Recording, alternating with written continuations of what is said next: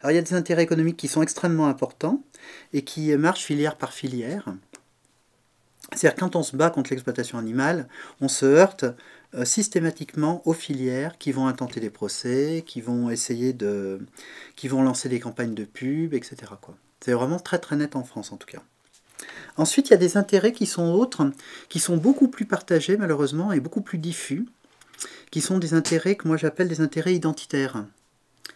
C'est-à-dire que notre civilisation s'est construite tout entière sur la séparation entre les humains et les animaux, qui est donc issue du christianisme, qui remonte même à plus loin que ça, mais qui est une séparation qui fait de nous, en tant qu'humains, des êtres qui avons une valeur, qui avons des droits, qui sommes en quelque sorte les seigneurs et maîtres de la terre, et qui pouvons régner sur les autres. Et nous avons tous grandi là-dedans, et nous nous sommes tous construits avec cette idée-là, avec cette idée que nous avons une valeur en tant qu'humains. Et l'exploitation animale, c'est quelque chose qui nous permet de nous réassurer dans cette idée que nous avons une valeur particulière, que nous avons une dignité particulière, comme on dit. Et c'est manger de la viande, par exemple, c'est un petit peu comme adresser un message à soi, aux autres, à l'univers, enfin à qui veut l'entendre, qui dit je ne suis pas un animal, j'ai des droits, et j'ai des droits sur cet animal. J'ai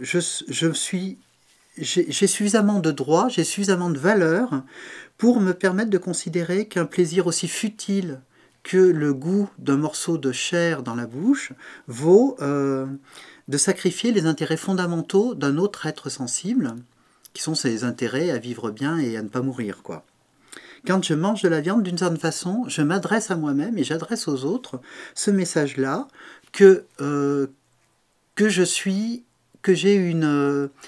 une importance telle que c'est légitime de faire tuer pour moi, pour un oui ou pour un non, d'une certaine façon. Parce qu'il faut bien voir que la consommation de viande, à l'heure actuelle, et depuis très longtemps dans nos sociétés, est rien d'autre qu'un caprice. C'est quelque chose qui ne se justifie pas du tout d'un point de vue alimentaire. On vit très bien sans viande. Qui ne se justifie pas du tout d'un point de vue de prix.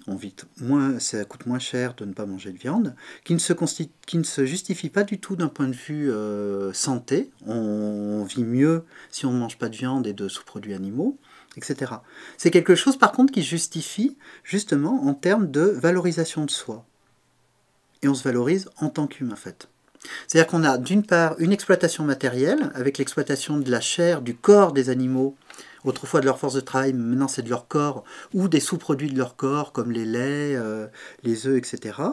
Mais on a aussi une exploitation que j'appelle identitaire, qui est une exploitation en termes de valeur. On se donne de la valeur au détriment des animaux auxquels on retire de la valeur, et on leur retire de la valeur en les traitant mal en fait.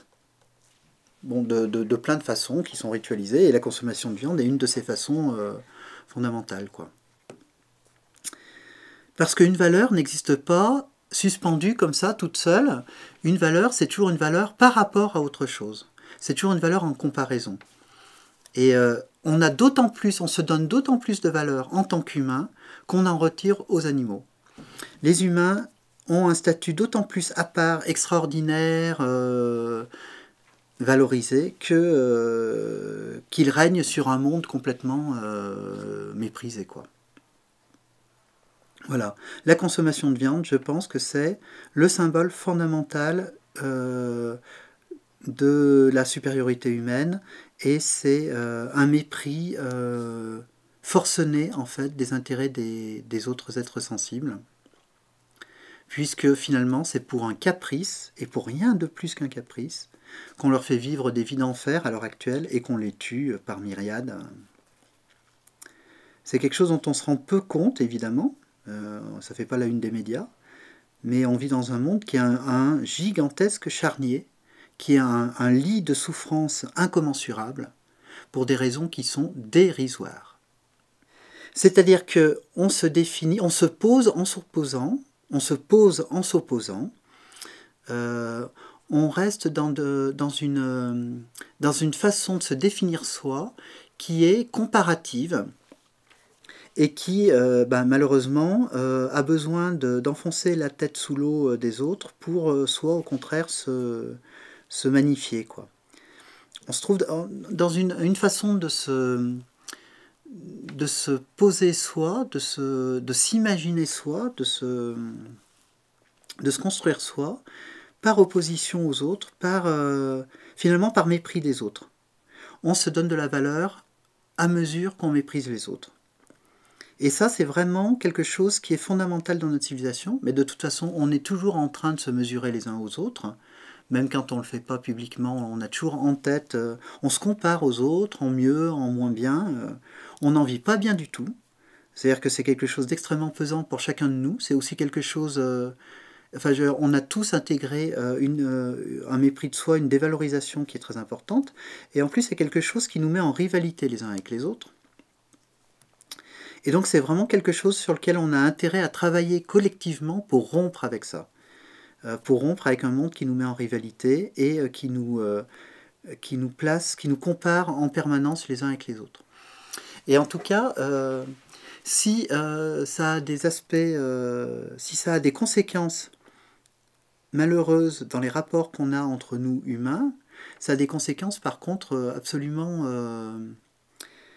atroces quand on est en relation avec des êtres qui ne peuvent pas se défendre comme les animaux. C'est-à-dire que là, le mépris est poussé à son extrême. Alors évidemment, il n'est jamais appelé mépris.